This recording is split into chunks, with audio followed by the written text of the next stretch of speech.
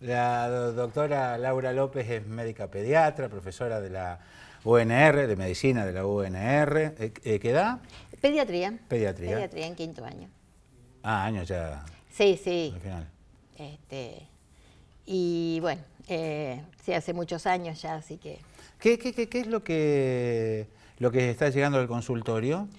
Como cosa, digamos, de este tiempo. Por los cambios de clima, dicen que sí, estas últimas subidas y bajadas de temperatura, ¿es cierto eso? Muchos problemas respiratorios en general, con mucha tos, algunas neumonías atípicas o... ¿Por qué atípicas? Y porque no es, digamos, lo típico es esa neumonía de mucha fiebre, estas otras son con tos seca, irritativa y bueno, cuando uno sospecha es a un germen en particular, cuando uno sospecha hace una prueba diagnóstica y que da positivo para este germen y realmente estamos viendo bastantes procesos de estos, que algunos por supuesto no llegan a ser neumonía, justamente porque se tratan a tiempo, ¿no? Doctora, y parotiditis, que es la paperas. Ah, ¿sí? Sí, hay brotes de papera, nuevamente. Ah, pero no era que estaba erradicada. Y prácticamente, pero el problema es que no sé, digamos, hay una sola vacuna, que es la triple viral, que es en el primer año de vida, cuando cumple el año de vida el chiquito. Y luego se lo vacuna en campañas cada 4 años con una dosis de rubiola y de sarampión, o sea, doble viral.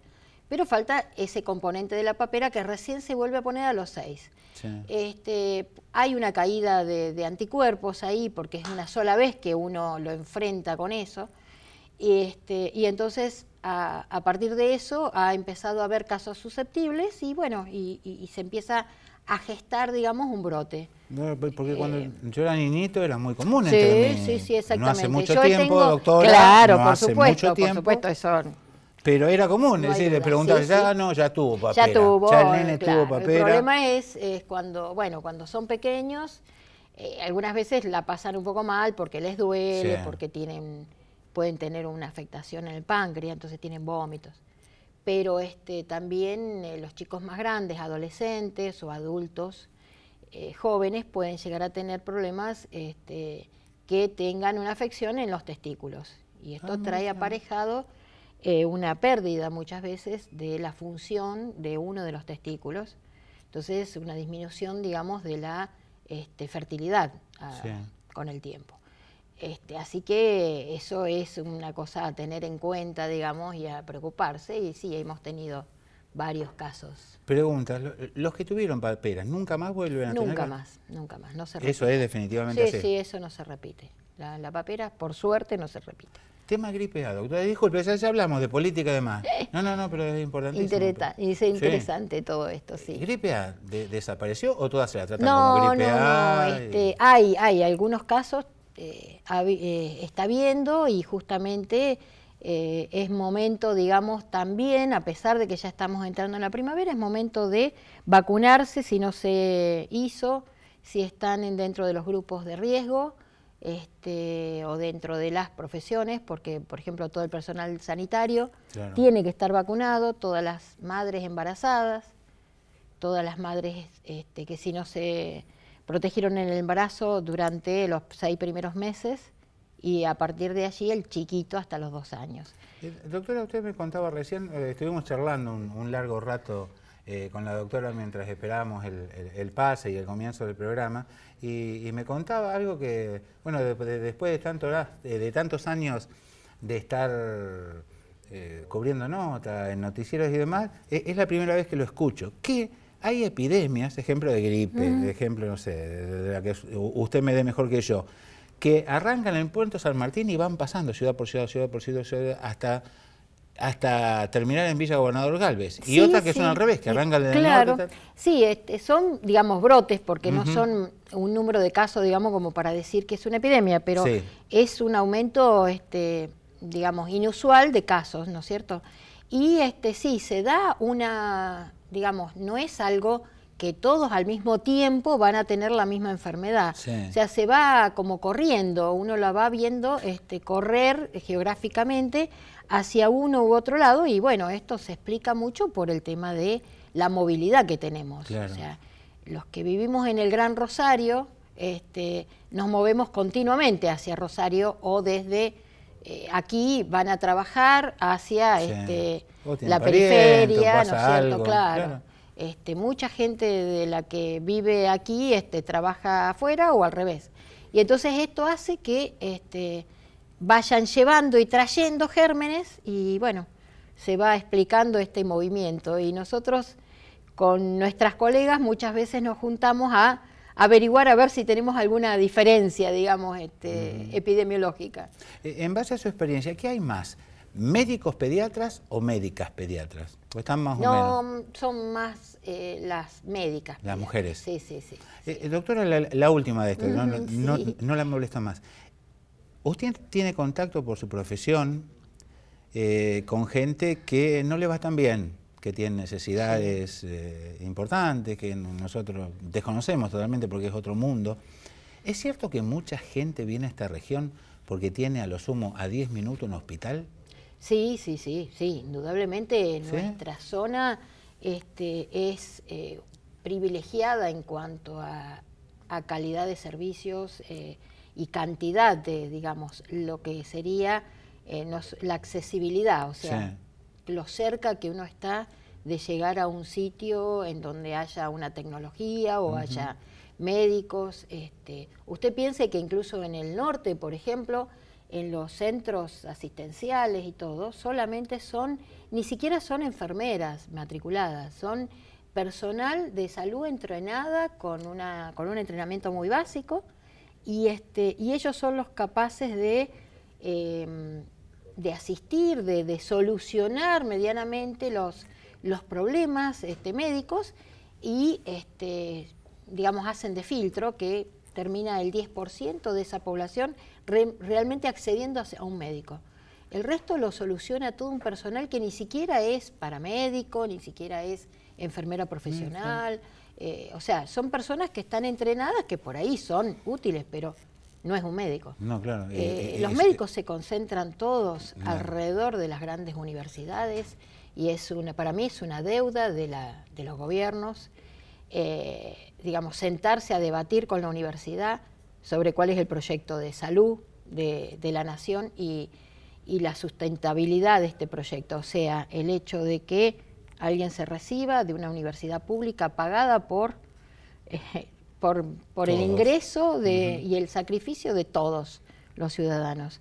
Y resulta que por un problema o por otro, o porque les queda más cómodo, o porque está cerca de los grandes centros, todos se amontonan en un lugar, y el resto del país queda absolutamente acéfalo. No tienen médicos, no tienen personal sanitario calificado, ni siquiera personal sanitario que tenga título, ni hablemos de calificación. Entonces es un problema. Recién le dije que era la última, pero fue una mentirita porque se me ocurrió otra. La universidad que a usted le tocó transitar como alumna, esta que le toca transitar como docente, la universidad en sí, y hablemos de la estatal, ¿no? Y de lo que usted conozca de las privadas, ¿es más o menos exigente? No, en cuanto a exigencia yo diría que es menos exigente. En cuanto a calidad educativa, o sea, resultados, de repente es dispar. En algunas disciplinas realmente nosotros vemos que se carece de lo que sería la base metodológica, científica, el lenguaje científico, el rigor científico, que eso es preocupante. Ahora, desde el punto de vista por ahí sociológico o de por lo menos conocimiento, no sé de acercamiento, pero sí de conocimiento, de cómo llegar a aprender las cosas que les faltan en cuanto a lo social. Yo vengo de una facultad, o sea, me recibí cuando recién estaba llegando la democracia. O sea, entonces todo lo que era social, todo lo que era mala palabra. Claro. Entonces, bueno, era muy acotado. Ahora se les ofrecen las herramientas desde el primer año. Lo que pasa es que hay demasiada variabilidad en cuanto a que hay alumnos absolutamente brillantes en todas las disciplinas, en todas las áreas, y hay alumnos demasiado básicos que van arrastrándose por la carrera y que terminan algún día recibiéndose. Entonces es un problema, digamos.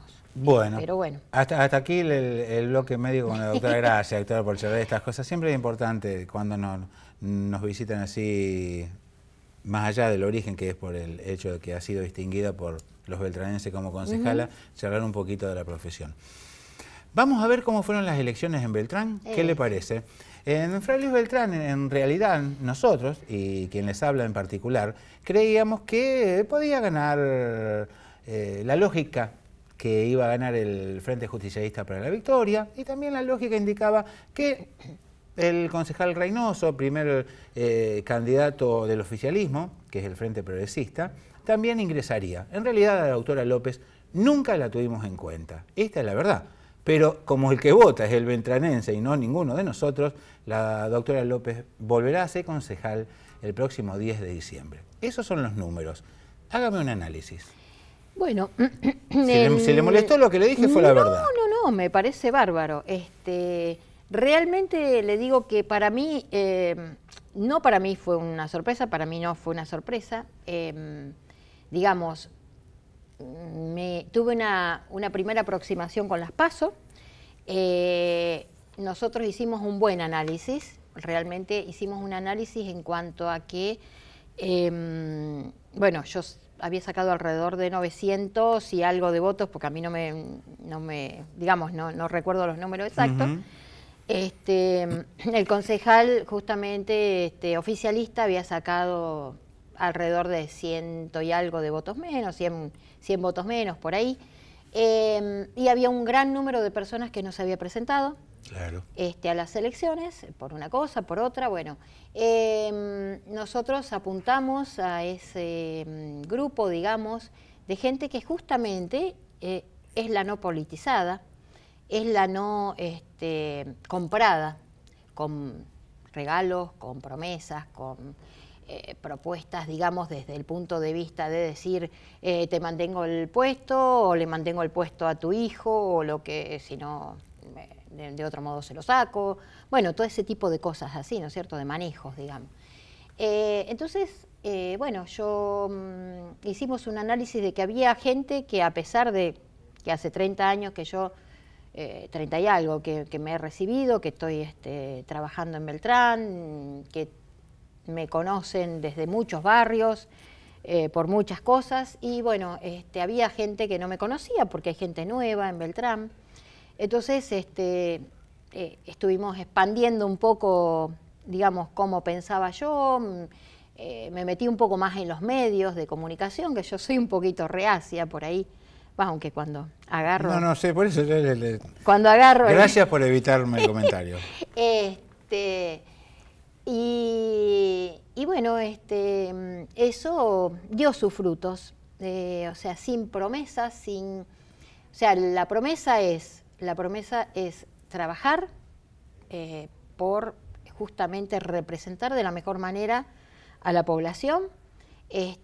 La promesa es involucrarme en todos los proyectos que puedan apuntar a mejorar las posibilidades, digamos, de trabajo, de sustento y de mejorar las condiciones de vida, sin una bandería política así neta. Yo vengo del justicialismo, yo he tenido el apoyo importantísimo del senador Trasferri, pero no soy, digamos, del riñón de la política partidaria justicialista, ¿no es cierto?